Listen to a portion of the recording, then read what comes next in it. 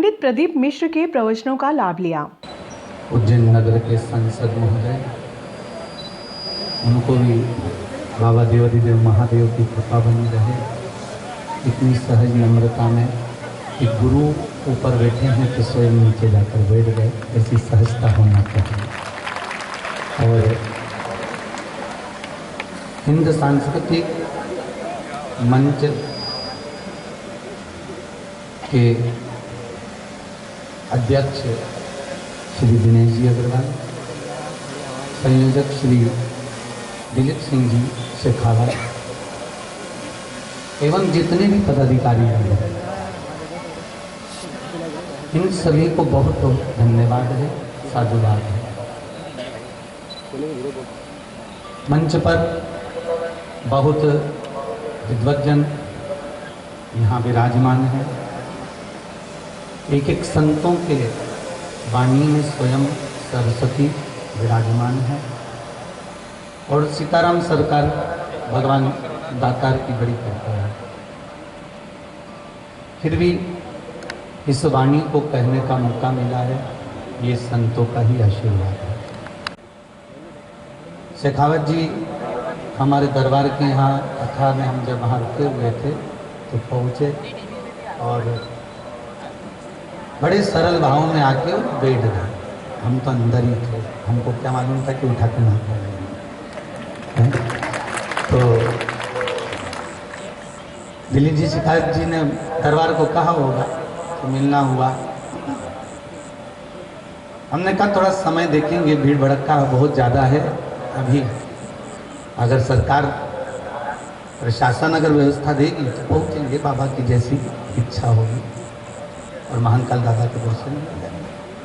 तो शेखावत जी ने कहा कि गुरुदेव बस आप तारीख निश्चित करें। हमने कहा आप नूतन वर्ष में करते हो तो आप नूतन वर्ष में करिए, और नहीं हम पूर्व संध्या पर भी कर सकते हैं। तो योग बना। हमको तो लगता है कि इस नागदा के पूरे क्षेत्र में घूमकर देखना, जितने राम के नहीं, जितने अन्य देव के मंदिर प्राप्त नहीं होंगे, पूरे नागदा क्षेत्र में उतने देवाधिदेव महादेव के मंदिर हैं।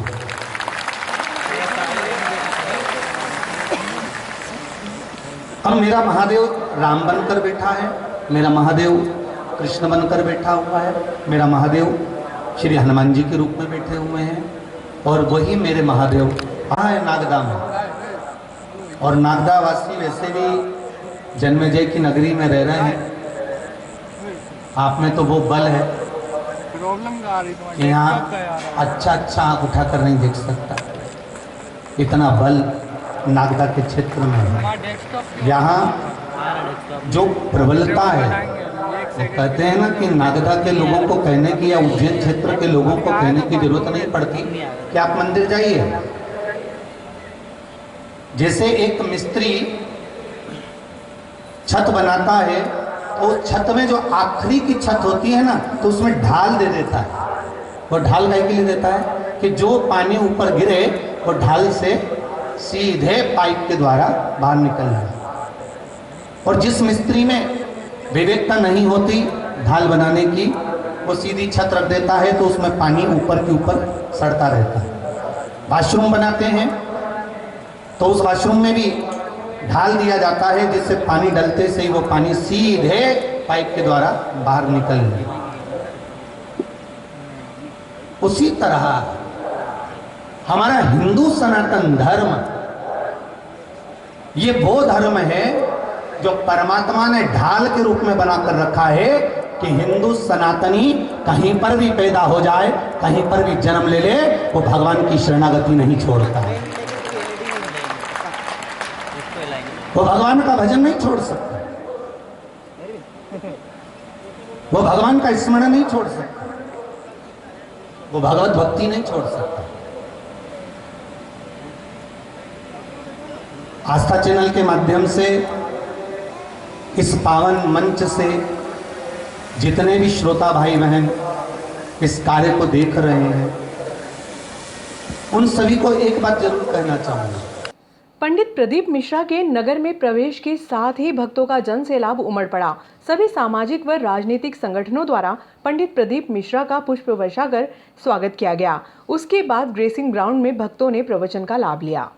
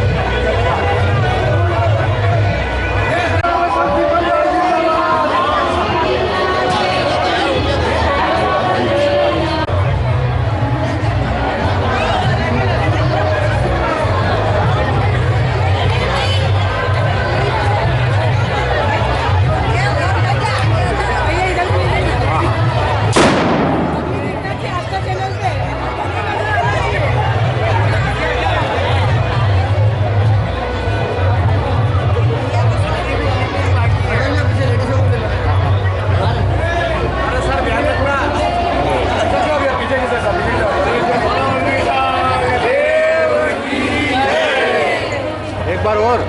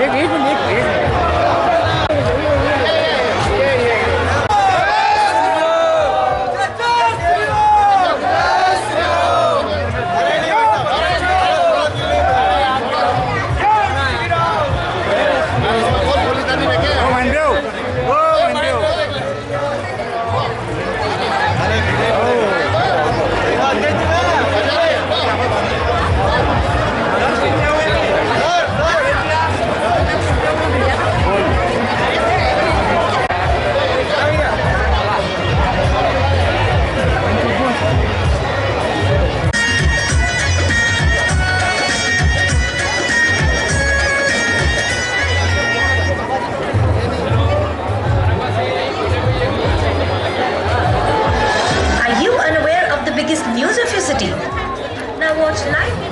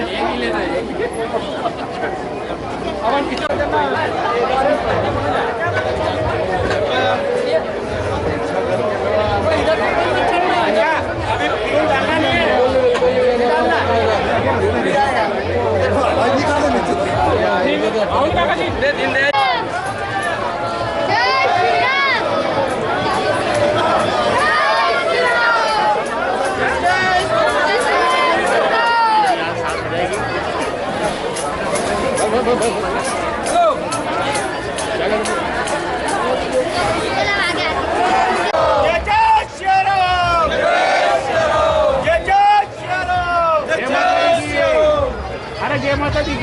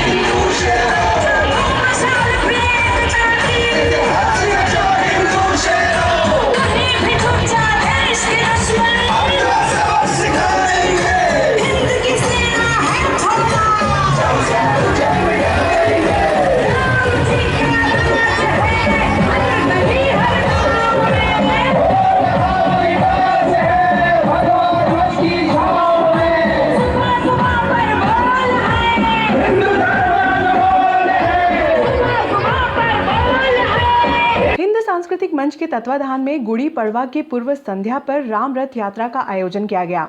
यात्रा का शुभारंभ दशहरा मैदान से हुआ, जो शहर के मुख्य मार्गों से होकर ग्रेसिम खेल परिसर में पहुंचकर धार्मिक आयोजन में परिवर्तित हुआ। पूर्व विधायक दिलीप सिंह शेखावत व दिनेश अग्रवाल ने बताया कि 1.25 लाख दीपक से भगवान राम की महाआरती की गई। इस अवसर पर पंडित प्रदीप मिश्रा के प्रवचनों का लाभ लिया।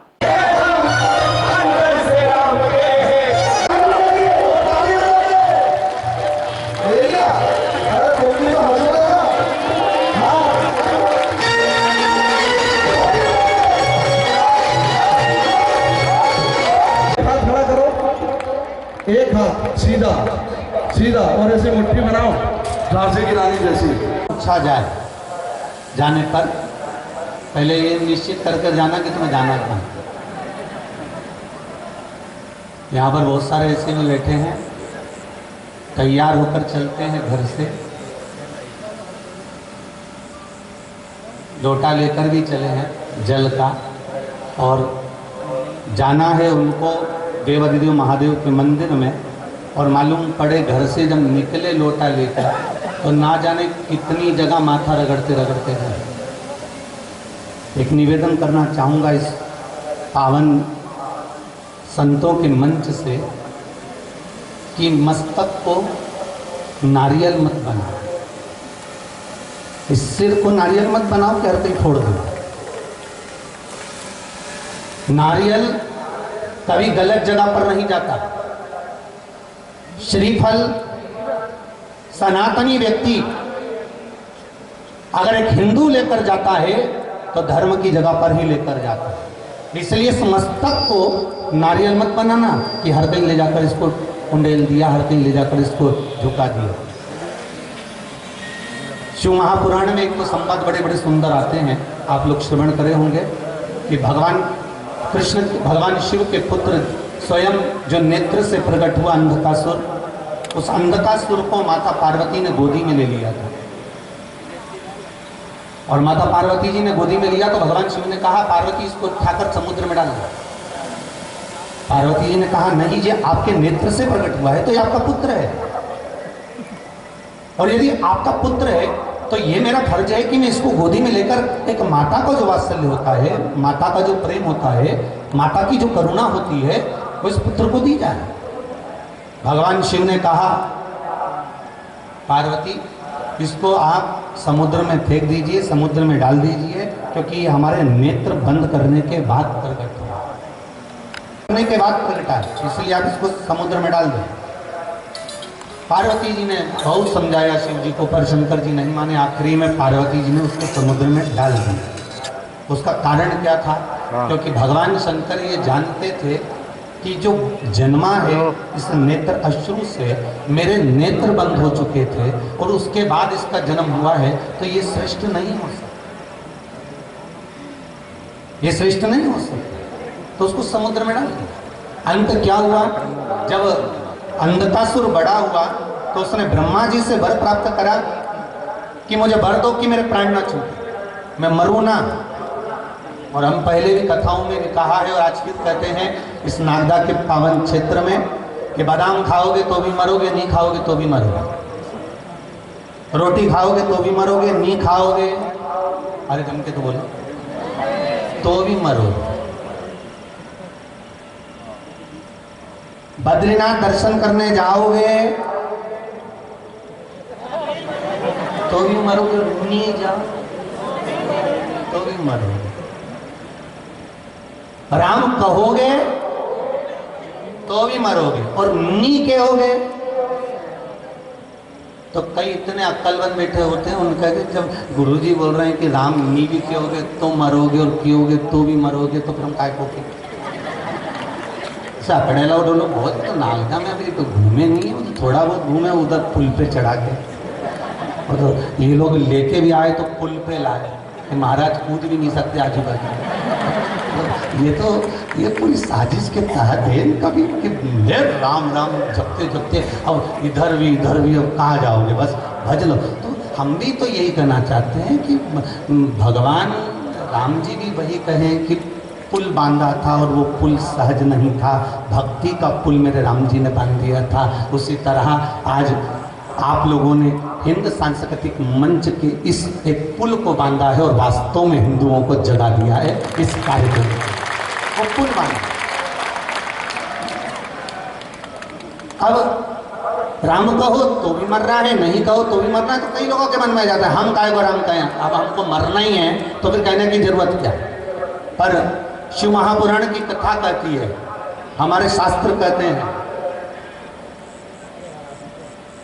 कि बिल्ली अपने मुख से चूहे को भी पकड़ती है और बिल्ली अपने मुख से अपने बच्चे को भी पकड़ती है। 7 घर बिल्ली लेकर जाती है अपने बच्चे को, बच्चा मरता है अरे तो भी जाना। पर इतना सा निवेदन है कि एक सनातनी के घर में हमारा जन्म हुआ है, एक हिंदू धर्म में हमारा जन्म हुआ है, भगवत स्मरण करने के लिए ये जिह्वा दी है। और अगर ये जिह्वा प्राप्त हुई है तो कल नूतन वर्ष से हमको एक संकल्प ले लेना।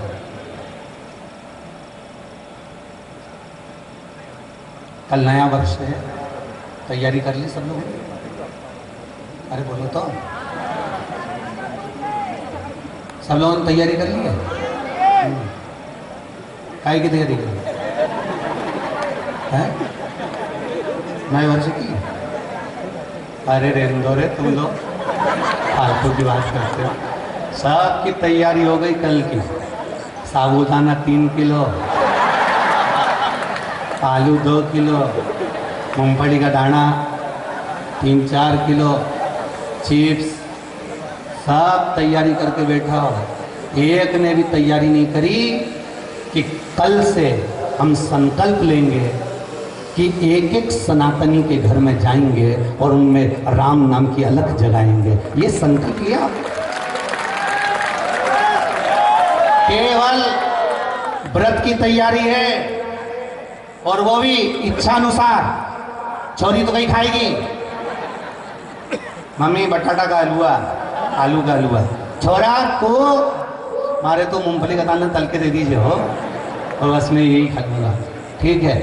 और दादाजी से पूछा कम, तो दादाजी बोले तू जो बना देगी मैं खा लूँगा पर हमारा प्राण मत खा। हाथ जो बोले मैं निवेदन है आप सबसे, ये सब जो मूंगफली का दाना है, साबूदाना है या चिप्स है या पापड़ है, ये तैयारी मूल नहीं है। मूल तैयारी है हमारा भगवत स्मरण, भगवत नाम। जैसे छत्तीसगढ़ की कथा में कहा था, कितने लोगों ने सुनी छत्तीसगढ़ की कथा? जरा हाथ उठाओ तो। सबने सुनी? धर लो वापिस, धर लो, हाँ धर लो। तो कथा में कहा है नूतन वर्ष से एक नियम बनाए, तांबे के कलश में जल लें, सिर से 8 इंच की दूरी बनाकर उस जल को इस भुकुटी रेखा के सामने से, हृदय रेखा से होता हुआ जल सूर्य को अर्घ देना प्रारंभ करें। कारण हार्ट अटैक की बीमारी हो, शुगर हो, बीपी हो, ब्लड प्रेशर हो, जो भी किसी का डायलिसिस चल रहा हो, किडनी लीवर में तकलीफ हो, तो ये जो पानी हम जब भगवान सूर्य देवता को अर्घ देते हैं, उस जल में से जो किरण हमारे हृदय से होकर जाती है, ना जाने कितनी बीमारियों को समाप्त कर देती है और हमारा जीवन सार्थक हो जाता है। और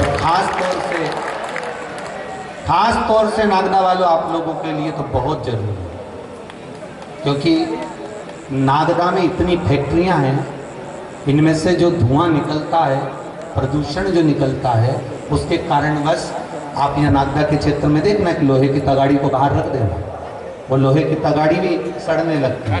कूलर हो, वो कूलर का पंखी भी सड़ने लगती है। हम तो खैर यहाँ रहते नहीं हैं, तो कूलर का जो पंखा है वो भी सड़ने लगता है, मशीन है वो भी सड़ने लगती है कि धुएं में कुछ।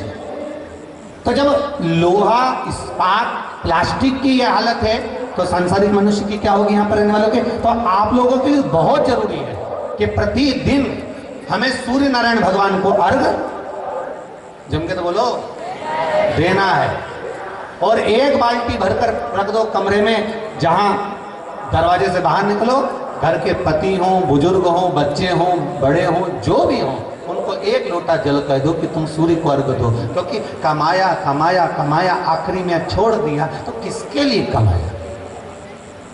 क्या किसको रोइए, चादर तान के सोइए, और आग लगे बस्ती में अपन रहो मस्ती में। अलमस्त होकर भगवान शिव की आराधना के साथ में एक लोटा जल सूर्य को अर्घ देना कल से प्रारंभ करिए, और भगवान शंकर की भक्ति में, राम की भक्ति में, कृष्ण की भक्ति में, दत्त की भक्ति में, जो भगवान की भक्ति तुम कर सकते हो उनकी भक्ति में हृदय से लगिए। यही बात को रखते हुए सब नागदावासी और संपूर्ण आसपास के क्षेत्र से आए हुए सभी भक्तों को बहुत बहुत नमन करता हूँ। भजन की एक लाइन।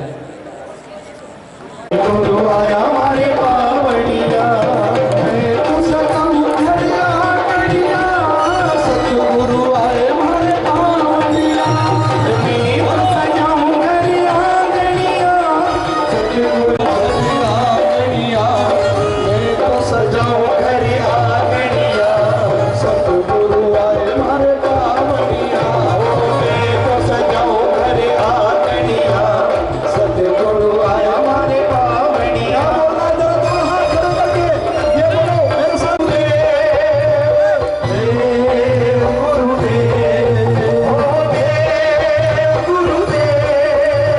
गुरुदेव से प्रार्थना करेंगे हमें आशीर्वाद दें, जितने भी संत यहाँ पे विराजमान हैं सभी नागदा वासियों का आशीर्वाद दें। सभी बोलिए होते